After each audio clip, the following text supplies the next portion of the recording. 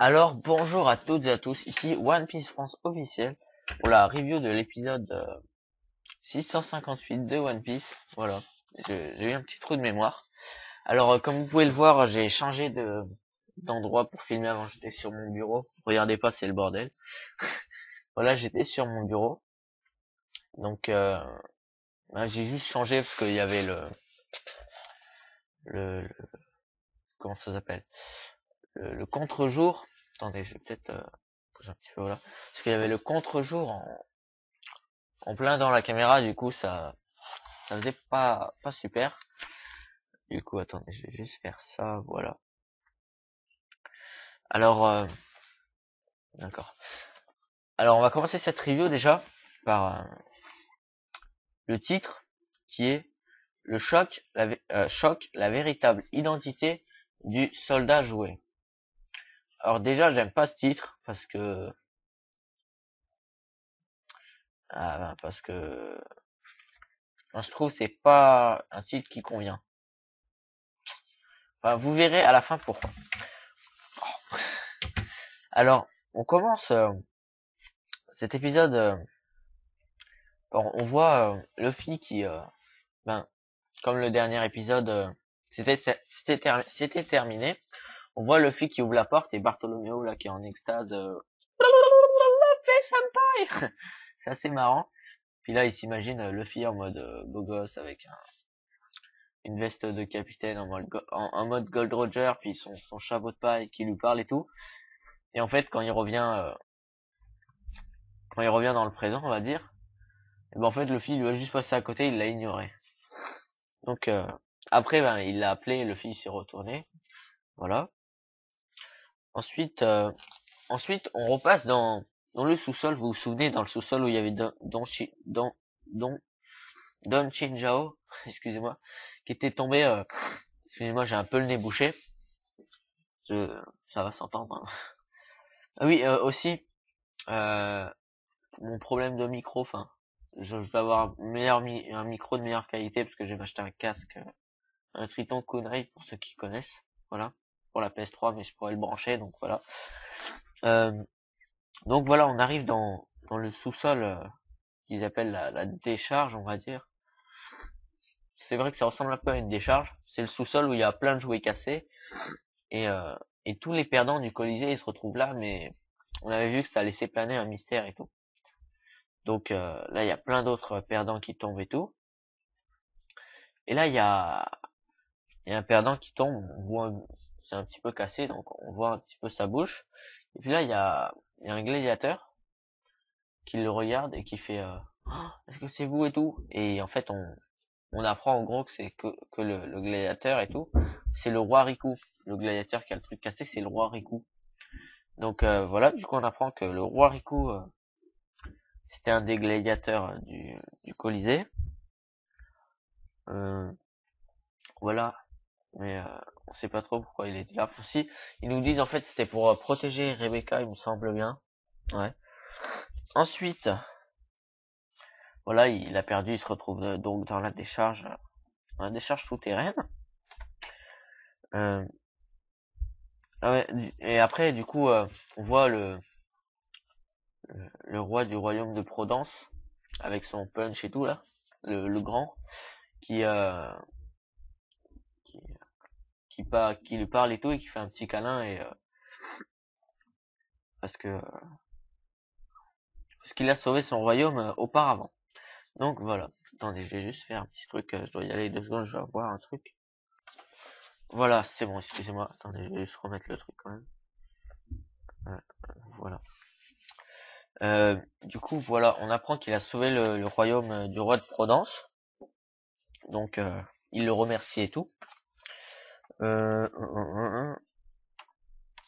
Ah oui, ensuite, il y a Dagama et d'autres gens qui s'énervent.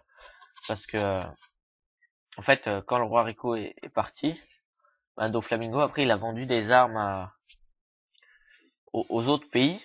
Et du coup, ben, dans leur pays à eux, là, c'est un peu la guerre et tout. Donc, c'est un peu le bazar, on va dire. Donc, il leur en veut. Mais là, il y a le un des soldats de l'armée qui l'avait reconnu et qui lui dit, enfin qui s'énerve un peu et tout. Le roi Riku il dit non, laissez, ils ne connaissent pas la vérité. Voilà.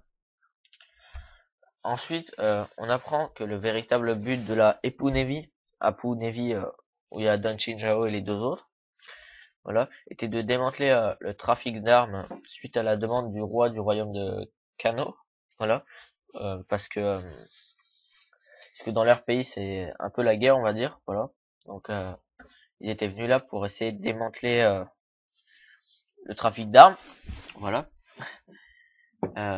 Ensuite, on voit plein d'anciens gardes de l'armée du roi Riku, mais qui maintenant sont aux ordres de Doflamingo, qui s'agenouillent. Et puis là, on voit des soldats jouer des jouets des jouets assez cassés, assez abîmés, qui s'agenouillent tous autour du roi Riku. Donc voilà. Donc tout le monde se demande un peu ce qui se passe. Je sais pas vraiment en fait. Voilà. Ensuite, on voit Hack, l'homme poisson. Attendez, écoutez ce que je veux dire. C'est bien, c'est assez important, on va dire. Enfin, c'est assez important, mais c'est voilà quoi.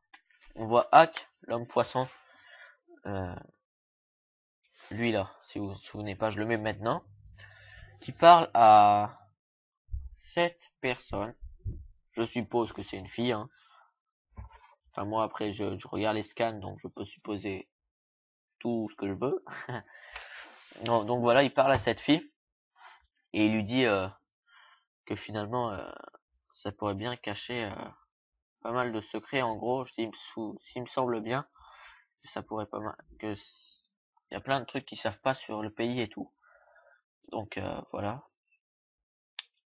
Vous vous souvenez, enfin, retenez bien parce que c'est ce personnage, il a pas un rôle important, mais voilà quoi.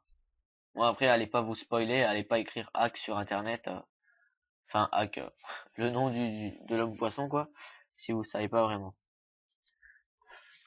Donc voilà. Vous vous souvenez, hein. Ouais, bref. Du coup, ah oui, du coup hack il était aussi dans le dans la décharge souterraine. Et là d'un coup, par les trous où tombent les perdants, on voit un gros truc gluant qui tombe sur Sai. Sai c'est un des membres de la Époux Navy, hein, comme je l'ai dit précédemment. On voit Sai qui se fait attraper, du coup il y a son autre pote qui le tient, et là il y a Don Chinjao qui tient son autre pote. On se fait une chaîne quoi. Là du coup ils tombent tous les deux, Don Chinjao et l'autre. Et il y a Sai qui se fait emporter dans une salle assez sombre. Il est collé avec la glu, on va dire qu'il l'a pris. Et puis là on voit un personnage assez spécial qui vient vers lui avec sa grosse main, qui le touche.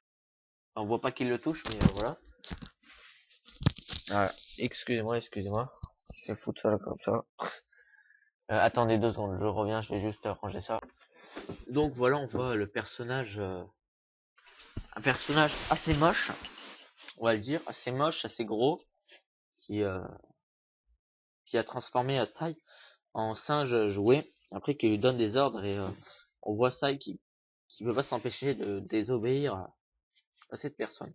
Donc par contre là, attendez, juste une petite parenthèse. Si vous voulez pas être spoilé, euh, ben c'est pas vraiment un spoil. Non, parce que ben, si vous voulez vraiment pas du tout être spoilé, mais dans le cas extrême, hein, vraiment pas du tout, pas du tout. Non mais attendez, non en fait c'est pas un spoil. Non, vous pouvez rester là. Non, c'est parce qu'il s'est trompé. En fait, la personne là qu'on a vue, bon, je vais juste dire son nom, c'est pas un spoil. Elle s'appelle Trebol, mais elle a, enfin, c'est pas elle en fait qui transforme les gens en jouets. C'est une autre fille qui s'appelle Sugar. Mais donc là, il y a eu un problème, je pense, parce qu'on voit clairement pas Sugar, on voit que Trebol. Non, c'est un mec, je sais même pas ce que c'est en fait. Ouais, Trebol, un tas de merde. Non, je rigole. Ouais, c'est un mec, il me semble bien. Donc on voit Trebol qui le touche, donc je pense qu'il y a quand même un petit problème. Je vais revoir après les scans. Je pense, je sais pas si il y a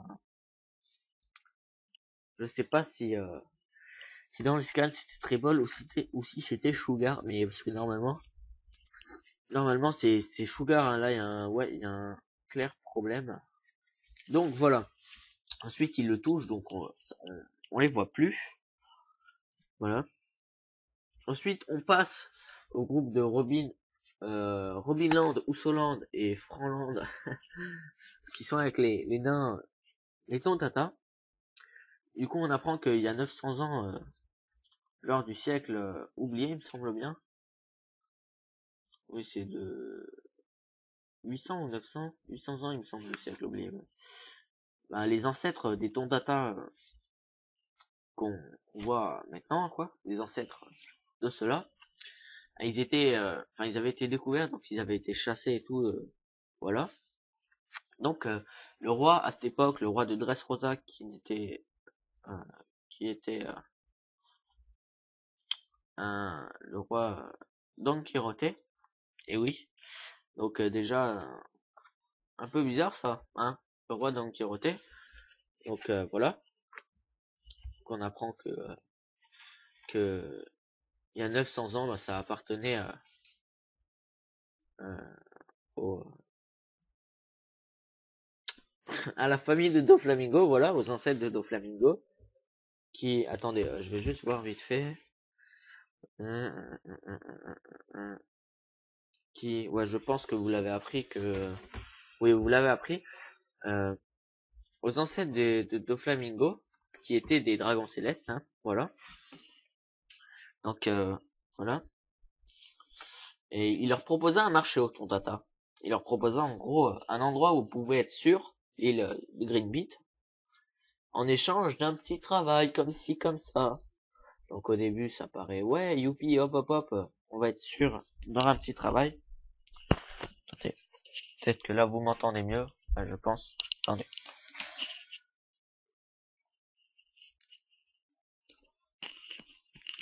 Excusez-moi.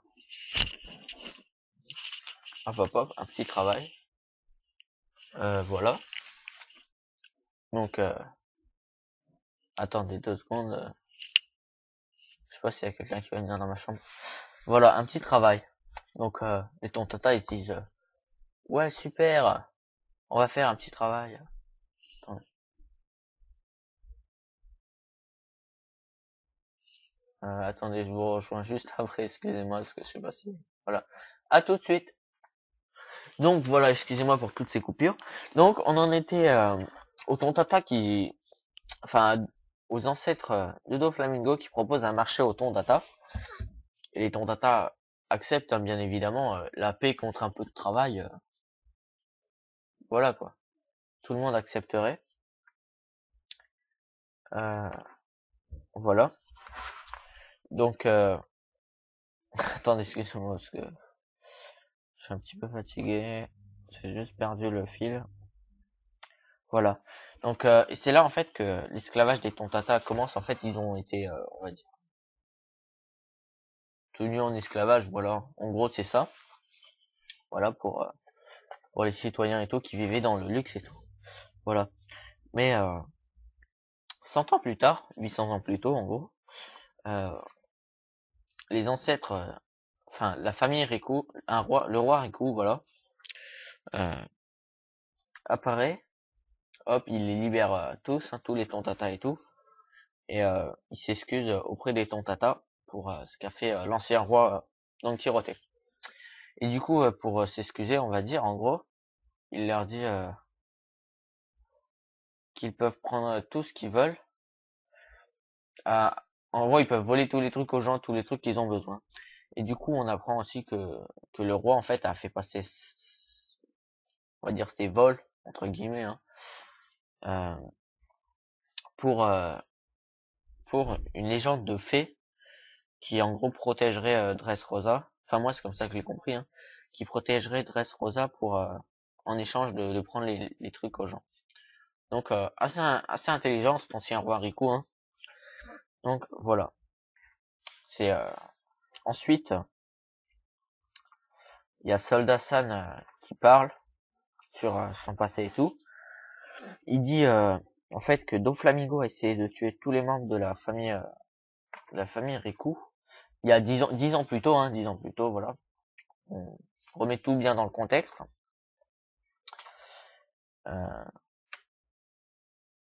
Et Rebecca, qui est la petite fille du roi Riku, a réussi à être sauvée par Soldat San. Mais Soldat San n'a pas pu sauver la mère de Rebecca. Voilà, c'est ça qu'on apprend. Donc ensuite, il s'enfuit et tout, partout. Il s'enfuit, voilà. Et il l'a entraîné aussi. Voilà, on apprend, ouais, voilà, qu'il l'a entraîné et tout. Voilà. Et là, on apprend.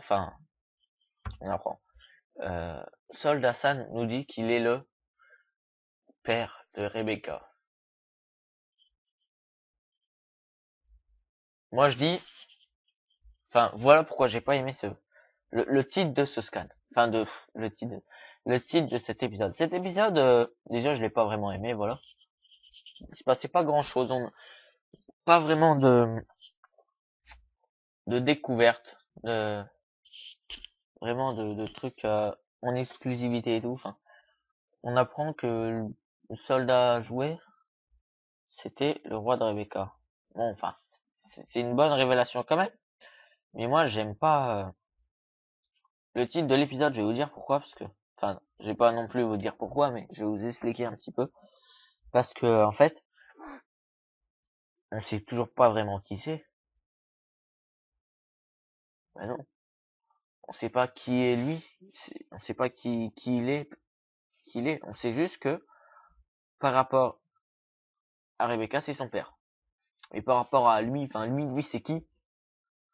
Donc là, j'attends je crois que c'est dans le prochain épisode qu'on va le savoir. Et là, quand vous allez l'apprendre, vous allez faire.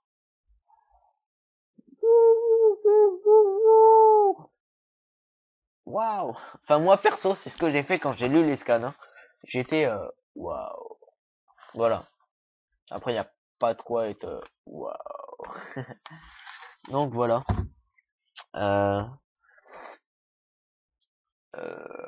Donc, c'était tout pour cette review de scan. Elle a duré moins longtemps que les autres, hein. Moins longtemps que les autres. Ah non, non, non, autant de temps que l'autre. Non, excusez-moi, je regardais les réactions live de scan. Ça dure longtemps les réactions live, hein. Donc ouais, elle est un peu dans le timing, un peu plus longue que la dernière. Donc voilà, c'était One Piece France officiel pour la review de l'épisode 658 de One Piece. Et surtout, restez jusqu'à la fin, partez pas encore, hein. J'ai fait une intro de fin. Ah, c'est pas mal. Non, je rigole. Ouais, elle est vite fait en fait, c'est facile. En fait, j'ai juste appris à écrire sur Photoshop et voilà. Donc voilà, merci à tous d'avoir regardé cette vidéo. On se retrouve dans une semaine pour la prochaine review d'épisode, ou alors mercredi prochain pour la réaction live du scan 658. Voilà. Ciao tout le monde.